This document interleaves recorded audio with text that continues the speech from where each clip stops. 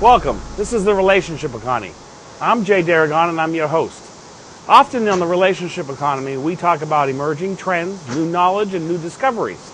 This, by the way, is brought to you by socialmediaconnection.com, the social media broadcast network of social media. I urge you to go over there and look at our other shows.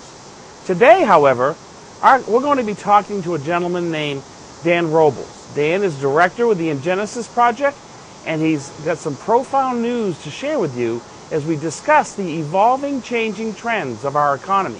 Dan, welcome. Jay, thanks a lot. It's a pleasure to be here. I love your blog. Well, man, I appreciate that. I love reading your stuff, too, and as you know, I often quote it or repost it on my blog. Dan, for our readers today, I think it would be very helpful if we just started out first with this discussion centered around what is the Ingenesis Project and what is the innovation economy that you're promoting out there? Okay, well, the Ingenesis Project started, about 15 years ago from my work with the NAFTA Mutual Recognition document, integrating the American and the Mexican engineering profession. And I noticed that there was something very interesting about knowledge. It was being treated like a financial instrument under NAFTA.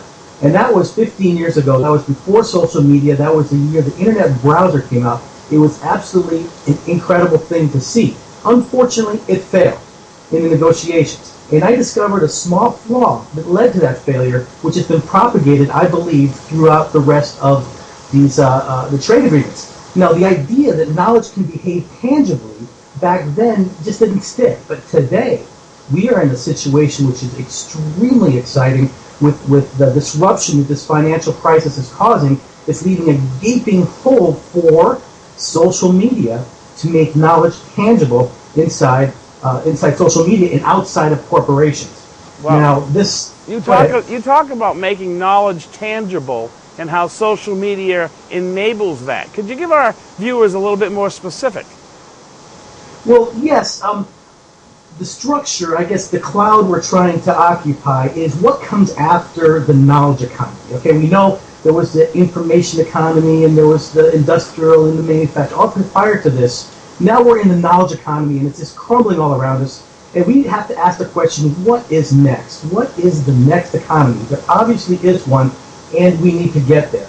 Looking at what social media is doing, as it just absolutely explodes right now. We see that people are actually going to social media as a form of economy. And what they're trading is something called options. The ROI model is just dying. It's crumbling around us. And people are trading options. They get on, they talk to their friends, they look at their networks, they form their networks, and they're farming options. My option is the obligation, the opportunity without the obligation of executing a plan or action later. That is like the primordial soup for a knowledge tangibility. So when I see social media just take off and all the forms it's going, all the different directions, all the integration it's doing, it just speaks so loud that we're in for a major ride. And this ride is an economy. It's an innovation economy, and the factors of production are social capital, creative capital, and intellectual capital. So today we're just, companies just look for intellectual capital, but there's these two other vast forms of knowledge currency which aren't being capitalized literally in corporations, but are being capitalized in social media. And this is extremely exciting. So Dan, let me ask you a question, because I read your stuff and we talk a lot, but this currency, is it like money? Or is it just the intangible currency of relationships and conversations exchanging knowledge? How would you cash that in, if you will?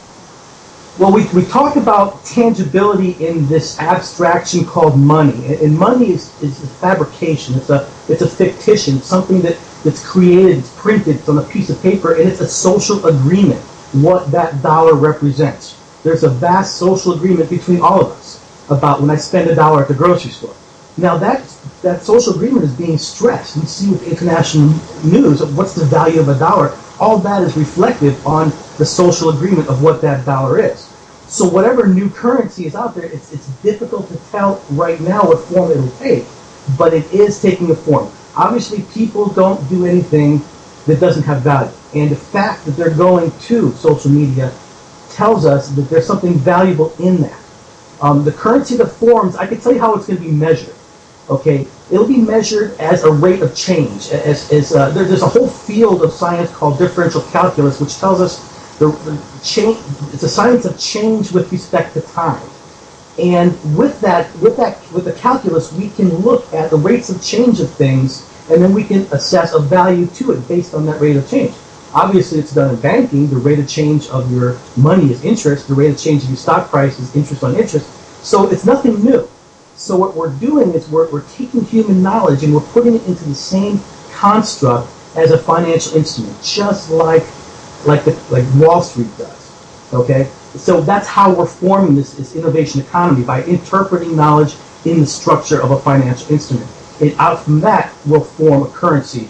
Again, we're in the early stages. It's extremely exciting, and and that's why we're trying to get this message out. So what time frames would you say, realistically, given that the rate of change in social media is every single day, new technologies, new values being created, new ways of collaboration and sharing and creating a currency. Today, obviously, the currency is from a corporate perspective. What value am I going to get and how do I measure it? But relative to that old way to the new way, where we're in an innovation economy and the currency now has a measure, the knowledge being exchanged. What time frame do you see that taking shape? Well, that's the most exciting part, Jay. If you look at what happened with Facebook just today, just the last 2 weeks, they went to that new format, they got the feedback, and they changed. That's tantamount to Boeing putting 4 engines on a jet and then changing it to 3 engines and deciding the 2 are better. That would take decades for Boeing to do, generations. But it happened in 2 weeks in Facebook and social media. So the entire time-space continuum is so altered that I think it can happen very, very quickly. And all it's going to take is a social movement. Now, the Ingenesis project has specified 3 web applications, as best as we can, because we're trying to tell the future as anybody else is. But we've identified 3 web applications which, if applied to social media, to this integration that's happening before us, would allow knowledge to become tangible in social media, in society. All the functions that a corporation does internally can now be done and conducted through social media. This changes everything. So, wow. In terms of a time frame, we're just trying to get the idea out, and the faster we can get the idea out and let the entrepreneurs build this things, and produce knowledge and produce wealth, frankly. You know, Dan, it's always very intriguing and mind-blowing just to have a conversation with you. And I certainly enjoy the opportunity to continue this dialogue, if you would, in future shows as we dig down deeper into some of the concepts that you were talking about. But on the top level, I think my viewers are going to get the fact that things are changing rapidly, including the currency that we currently use, because obviously it's becoming worth less, if you know what I mean. And right, but there is great optimism out there, Jay. There really is, and people need to look at these new ideas. I think totally agree. So, Dan, what I would like to do is I need to close out this show today and say thank you for bringing this new knowledge to our viewers. And, Dan, would you commit to doing another show with me? Absolutely, I would. And if you could post my the web address, there's a lot of information on my blog, including a patent application that's open and crowdsourced, open source for everybody to use. That's the at ingenesis.com, correct? Absolutely. So, and also you can access it from my blog over at The Relationship Economy. I have him tagged as one of the perfect blog roles that I constantly check almost every day. And Dan lets me know when he's got a new concept, a new post out there. So I encourage our readers, our listeners, to get involved and start to assimilate what Dan is talking about and learn it, because it is about the future, and social media is ushering us in there at rapid rates. So, Dan, again, thank you. To our listeners and viewers, I appreciate you taking the time. I appreciate your attention. And come on back, because we're going to have a lot more for you. This is Jay Deragon of The Relationship Economy saying, have a good day.